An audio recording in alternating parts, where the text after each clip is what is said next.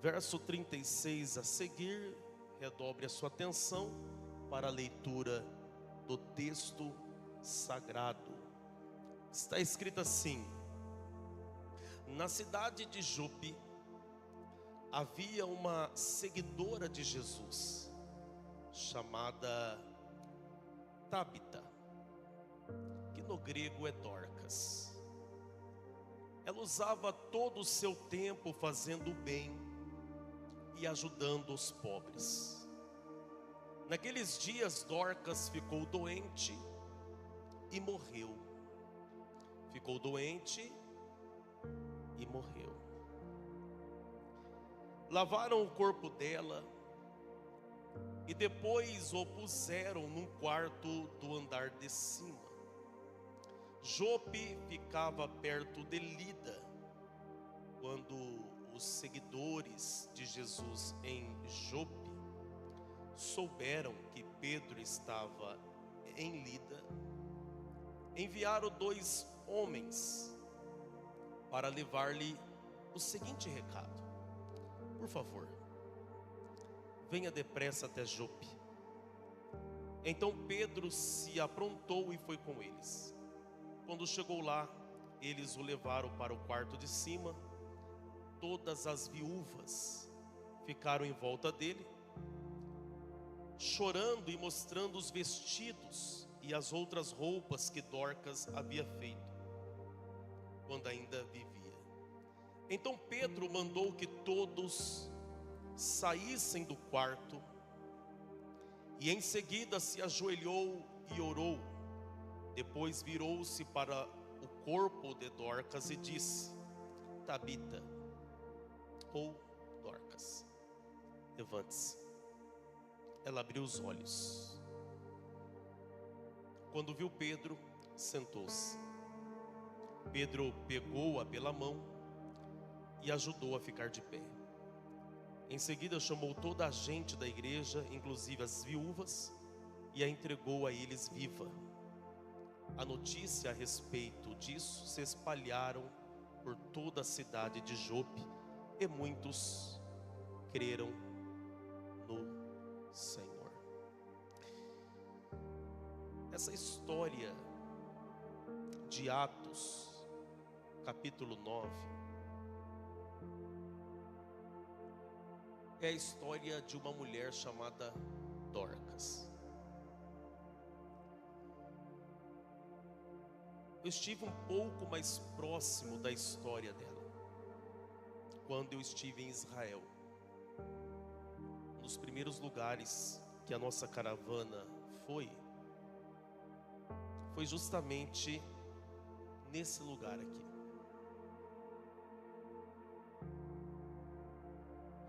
Nós fomos na região onde muitas coisas aconteceram. No Antigo Testamento foi a história de Jonas, que aconteceu no mesmo lugar. Inclusive tem um monumento lá de uma baleia, porque foi ali que a história de Jonas aconteceu. Mas ali também existem outros relatos dentro do Novo Testamento, principalmente em Atos dos Apóstolos. Nós temos a história do Simão, o curtidor. A gente foi na casa dele. Então, naquele lugar ali, naquela região, eu pude ouvir a história de Dorcas.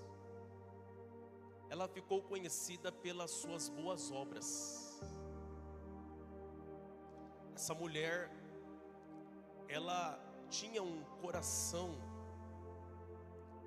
voluntário e totalmente entregue ao reino de Deus. Uma mulher que não pregava como Pedro e os demais apóstolos pregavam. Essa mulher não estava à frente de uma igreja. Essa mulher, mesmo não estando à frente, liderando uma igreja ou pregando para as multidões, a história dela é uma história surpreendente. É uma história de fé. E é uma história de boas obras. Na verdade, Tiago escreveu e ele diz: tu dizes que tem fé? Então me mostra suas obras. Porque a fé sem obras é morta. Então essa mulher, ela era uma mulher de fé. E a fé dela era demonstrada através das suas obras. Então ela não pregava para as multidões, mas ela pregava, na verdade, com as suas boas ações. A maior mensagem de Dorcas era com as suas mãos. As mãos de Dorcas era habilitada para fazer boas obras. E na verdade, Dorcas, que vivia naquela região ali, na costa do mar Mediterrâneo, aquela região ali era uma região de muitos pescadores. Muitos pescadores. E justamente por ser uma região marítima, e ali tem o mar Mediterrâneo,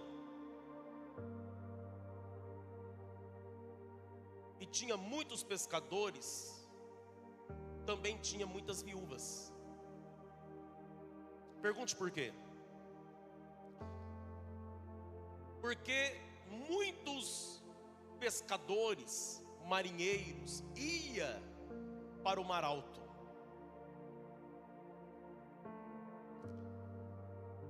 E ali o mar, ele é agitado.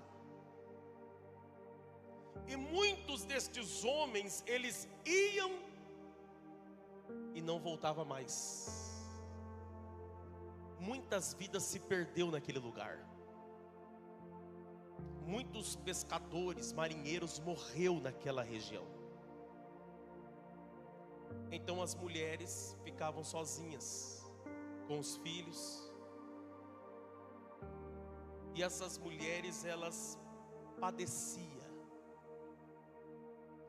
Essas mulheres, elas sofriam muito. Não havia oportunidades para viúvas. Não havia benefícios ou uma aposentadoria para elas. Então Dorcas, comovida com a situação das mulheres daquela região, ela decidiu usar a habilidade que ela tinha com as mãos. Por quê?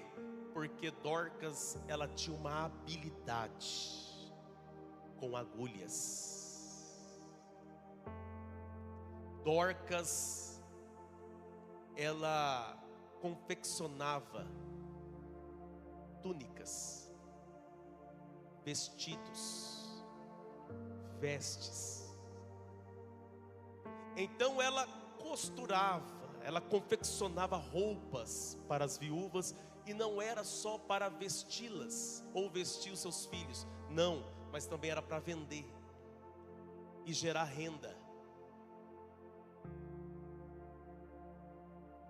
Então essa mulher, ela contribuiu muito na obra social, fazendo isso, usando a sua habilidade. Então ela era uma serva de Deus no cotidiano, fora das paredes do templo, fora do lugar sagrado. Então ela não pregava nos palcos, mas ela pregava com as suas atitudes. Uma mulher cheia de compaixão, que cuidava dos necessitados, costurava roupas, ajudava viúvas. Então a fé desta mulher, ela era visível através das suas mãos. Eu vou repetir isso aqui porque isso aqui é muito forte.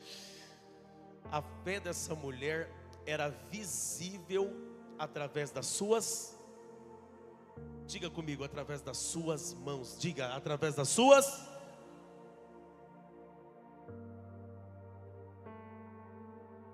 A sua fé, ela é conhecida só pelo que você fala? Ou a sua fé é conhecida através das suas atitudes?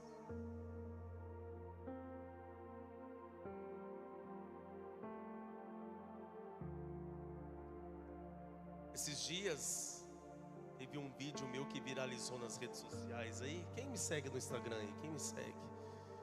Faz assim, isso. Quem ainda não me segue aí no Instagram? Faz assim, quem não me segue no Instagram, Jesus perdoa eles, Pai.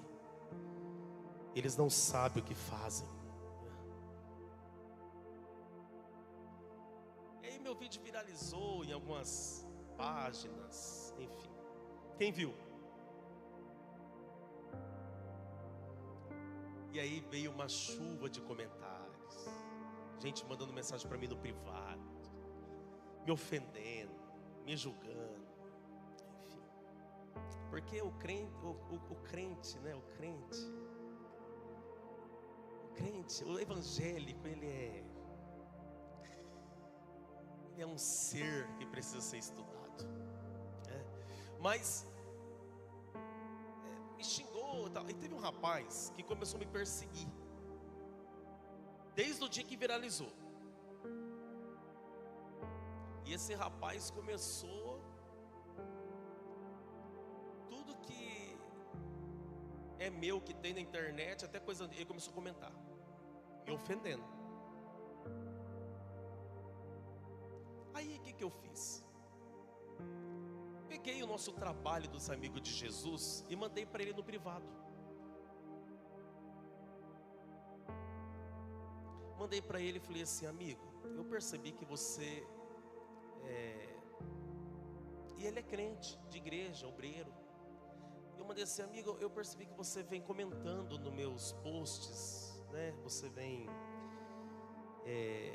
acompanhando aí meus conteúdos.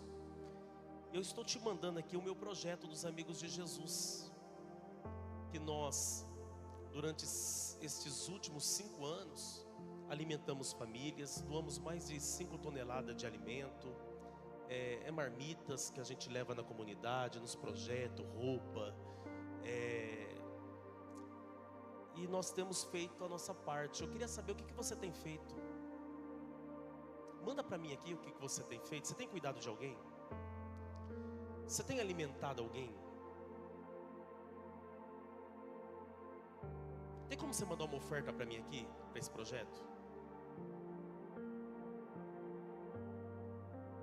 Aí ele incorporou o espírito da religiosidade e disse: agora eu passei a te conhecer mesmo. A sua obra é uma palha, vai ser queimada naquele dia. Tudo bem, amigo, não tem problema. Então, qual é a realidade evangélica hoje? Somos bons em falar de fé com a boca, mas temos dificuldade de aplicar a fé com as mãos. Talvez eu não faço uma vírgula, poderia estar fazendo mais.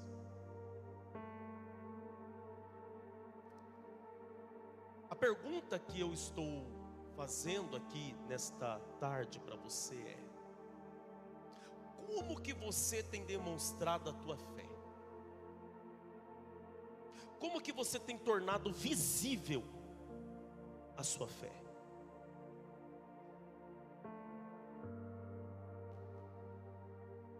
Porque Dorcas, ela usava a habilidade dela, o conhecimento dela. Então, era um exemplo de amor prático.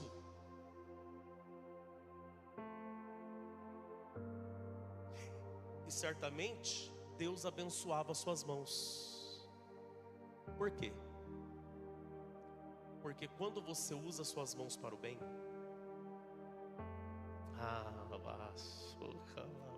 Quando você usa suas mãos para praticar o bem, Deus, Ele abençoa a sua vida. A própria palavra do Eterno diz: o que a tua mão direita faz, a esquerda não fica sabendo, não é isso? Mas você já leu a sequência? Porque o vosso Pai que está no céu vos recompensará. Tem recompensa. Eu vou profetizar: tem recompensa do céu para a tua vida, quando as tuas mãos estão disponíveis para o reino. Quando as tuas mãos estão disponíveis para abençoar. Mas presta atenção, a gente precisa entender que tudo que a gente faz é uma semente que nós estamos lançando. O que a Bíblia diz em Gálatas? E eu já vou terminar. Quem quer que eu termine? Fala amém. Quem quer que continue? Fala glória.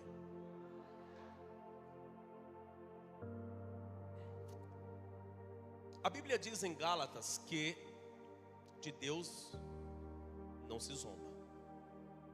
Tudo aquilo que o homem semear, isto ele colherá. Isso é bíblico. É a lei da semeadura. É a lei da semeadura. Existe uma máxima que também é pregada aí fora, principalmente pelos espiritualistas, acerca da lei do retorno.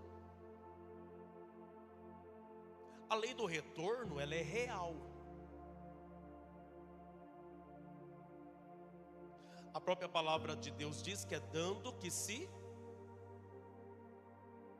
O que você tem semeado de bom para receber coisas boas? O que você tem semeado de bom para receber coisas boas? E quando eu falo sobre semear, é semear na vida do próximo. Aqui ela semeava na vida de quem? Das viúvas pobres. Quando eu falo de semear, também é semear no reino de Deus. Por quê? Porque a obra de Deus é a maior agência de evangelização na terra. Mesmo com toda a deficiência do sistema evangélico, a igreja ainda na terra contribui para a transformação de vidas. Tira a igreja do Brasil,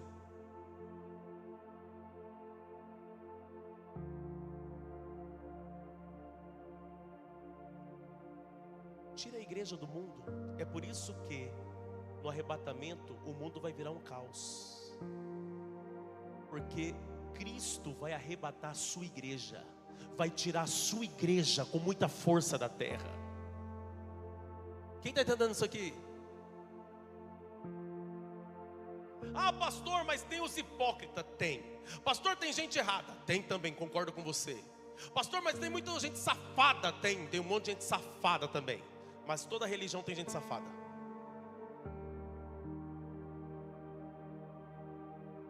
Olha para essa pessoa que está do seu lado e fala: você está entendendo?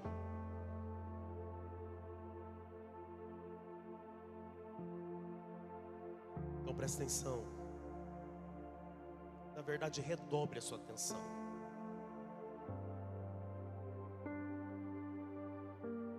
Se é semeando que se recebe,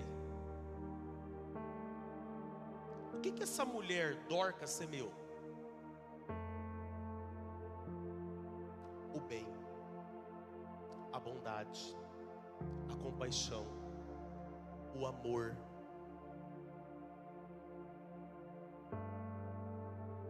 Mas a Bíblia diz no verso que segue até chegar ao 39, e ela morreu. Ela morreu. E é impressionante a atitude das pessoas diante da morte de Dorcas. Por quê? O que se faz quando alguém morre? Qual é o procedimento normal quando uma pessoa falece? É preparar o corpo, é velar e sepultar. Sim ou não? Vamos ver qual foi o comportamento deles, a atitude deles diante da morte dessa heroína da fé. Eles lavaram o corpo. Diga, procedimento normal. Toda pessoa que morre se lava o corpo. Então eles fizeram o procedimento. Porém, eles pegam o corpo dela e colocam no quarto de cima. No quarto, geralmente quem morre vai para onde? Geralmente quem morre vai para onde? Mas eles decidiram colocar em cima. Por quê? Olha para essa pessoa e pergunta por quê. Porque dentro deles havia uma esperança de que o céu não abandonaria aquela heroína da fé naquele momento. Eles tinham uma esperança de que Deus iria fazer alguma coisa. Eles poderiam muito bem velar, sepultar e acabou, mas não. E é interessante que Dorcas mesmo não tem mais o controle disso, porque ela morreu. É as pessoas que decidem o que fazer com o corpo. Se vai velar, se vai enterrar, se vai cremar. Quando nós morremos, nós não temos mais o controle. E já percebeu que nós passamos a vida tentando ter o controle de tudo? Você já percebeu que a gente passa a vida querendo controlar situações, controlar pessoas, ter o controle de ambientes? Mas quando você morre, você não tem o controle. As pessoas fazem o que quiser com o teu corpo. As pessoas, elas te velam numa capelinha ou numa grande catedral. As pessoas fazem o que quiser. Então Dorcas não tinha o controle. Então Dorcas agora morta depende da fé de quem?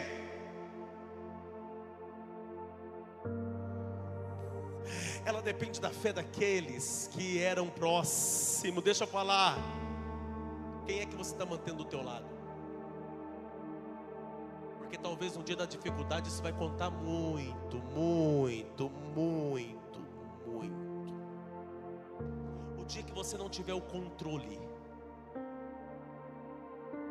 a fé de quem você colocou na tua casa, que você chamou de amigo, vai contar muito.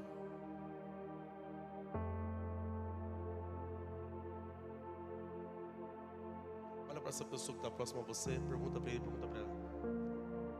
Está entendendo?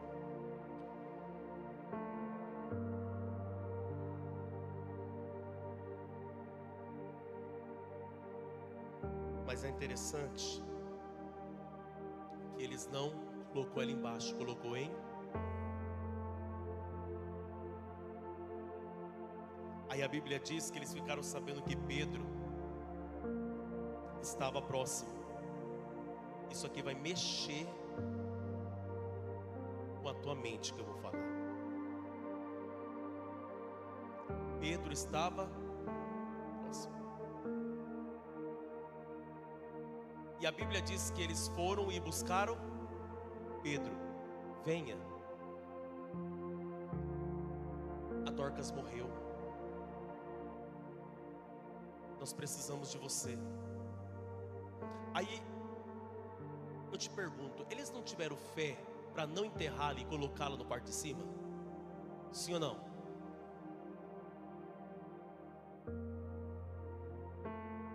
Por que não usar a mesma fé para ressuscitá-la.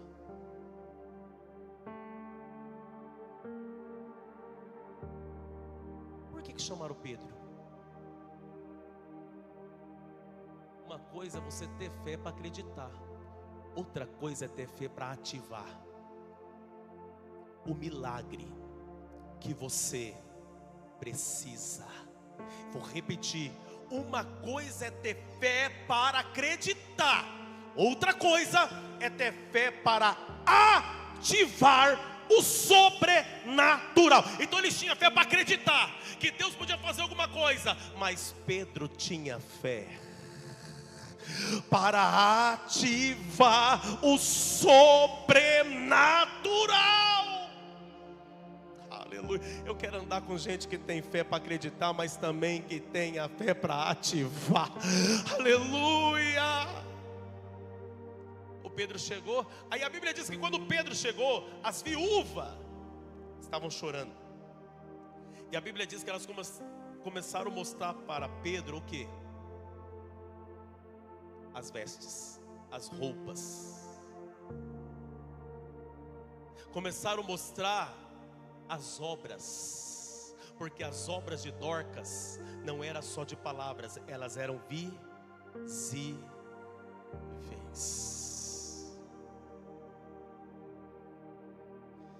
Como é maravilhoso você ser instrumento de Deus para abençoar pessoas que cultiva no seu coração sentimentos de gratidão. Porque a pior desgraça é quando você é um instrumento de Deus para abençoar pessoas que é um ingrato. Porque o ingrato aqui ia falar: tem que enterrar com a roupa que ela costurou, com a roupa que ela costurou. Tem que enterrar, tem que enterrar, já passando o tempo. Porque o ingrato é assim, na necessidade ele precisa, mas quando é você que está na pior, ele te enterra.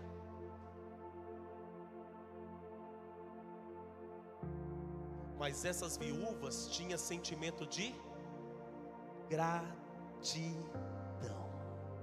Olhe as vestes que ela fez para nós. Faz alguma coisa, coloca ela de pé, ressuscita ela, faz alguma coisa por ela. Nós somos gratos pelo que ela fez por nós. Nós queremos ver ela bem, nós queremos ver ela viva, nós queremos ver ela de pé. Porque o grato, a pessoa grata, a pessoa que tem gratidão, ele vai querer ver você vivo, ele vai querer ver você de pé, ele vai querer ver você avançando, ele vai querer ver você prosperando, ele vai querer ver você abençoado. Agora, o ingrato ele funciona da seguinte maneira: não pedi para fazer isso aqui para mim. É um ser desgraçado, estava chorando nu, costuraram uma roupa para ele, e agora a desgraça da pessoa, porque o ingrato, na minha concepção, é uma desgraça. Pastor, que palavra forte que o senhor está usando. Já percebeu que a gente é rápido para julgar as palavras de alguém, mas tem dificuldade às vezes de julgar a atitude do ingrato? O que é desgraça? Sem a graça. Porque o ingrato, ele não tem a graça. É por isso que você não pode ficar falando essa palavra dentro da tua casa. Porque quando você fala isso, você está falando assim: sem a graça de Deus. Desgraça, sem a graça de Deus. Quem está entendendo isso aqui? O ingrato ele é assim: não pedi. Ah lá, agora está jogando na minha cara.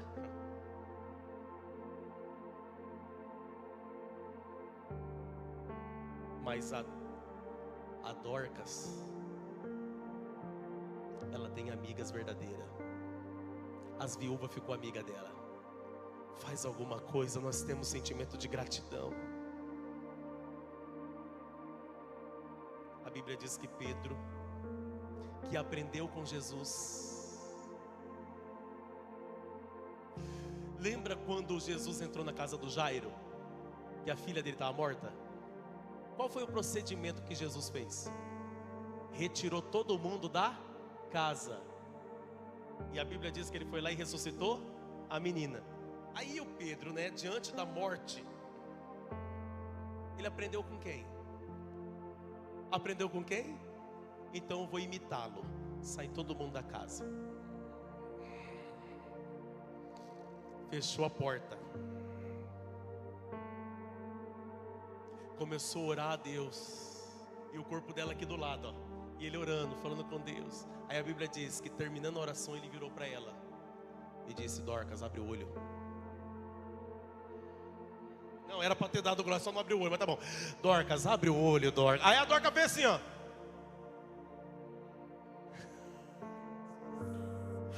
A alma voltou pro corpo dela na hora.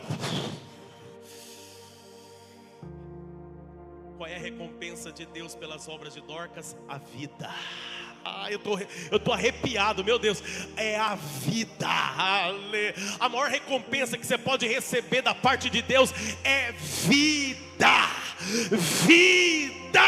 Aleluia. Aí ele pega ela pela mão. Eita, mão preciosa. Eita, mão habilidosa. Ele pega ela pelas mãos, coloca ela de pé, abre a porta e apresenta ela viva para a igreja. Está aqui, a Dorcas está de volta.